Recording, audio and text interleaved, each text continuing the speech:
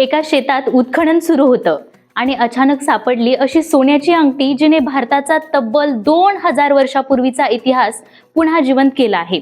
चला तर जाणून घेऊया या थक्क करणाऱ्या शोधामागचं सत्य काय।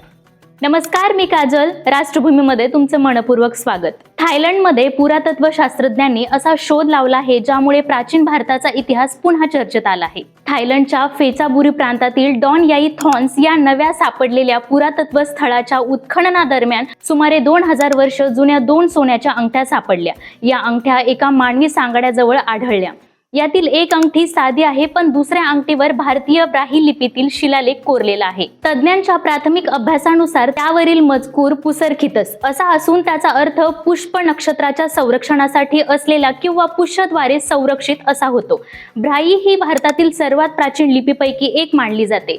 आजच्या अनेक भारतीय लिपींची मुळे याच ब्राह्मी लिपीत असल्याचं इतिहासकार सांगतात। या अंगठ्या आणि इतर पुराव्यांच्या आधारे पुरातत्व विभागाचा प्राथमिक अंदाज असा आहे की ही अंगठी कदाचित प्राचीन भारतातील एखाद्या व्यापाराची असू शकते। यामुळे भारत आणि आग्नेय आशियामधील व्यापार, संस्कृती आणि लोकांमधील संबंध 2000 वर्षापूर्वीची मजबूत असल्याचा आणखी एक महत्त्वाचा पुरावा मिळाला आहे। मात्र हा निष्कर्ष अद्याप प्राथमिक असून पुढील संशोधन सुरू आहे। विशेष म्हणजे हे उत्खनन एका शेतात सापडलेल्या प्राचीन कांस्य नगारांच्या तुकड्यांपासून सुरू झाले। त्यानंतर पुरातत्व शास्त्रज्ञांना आतापर्यंत 8 मानवी सांगाडे, दागिने, मातीची भांडी आणि इतर अनेक मौल्यवान वस्तू सापडल्या आहेत। यावरून हे ठिकाण त्या काळातील श्रीमंत किंवा उच्चवर्गीय लोकांचे दफनस्थळ असावे असा अंदाज व्यक्त केला जात आहे। 2000 वर्षापूर्वीचा हा छोटासा सोन्याचा दागिना आज भारताच्या समृद्ध इतिहासाची आणि जगाशी असलेल्या प्राचीन नात्याची साक्ष देत आहे। मित्रांनो, या शोधाबद्दल तुमचं मत काय कमेंट करून नक्की सांगा। व्हिडिओला लाईक करा, शेअर करा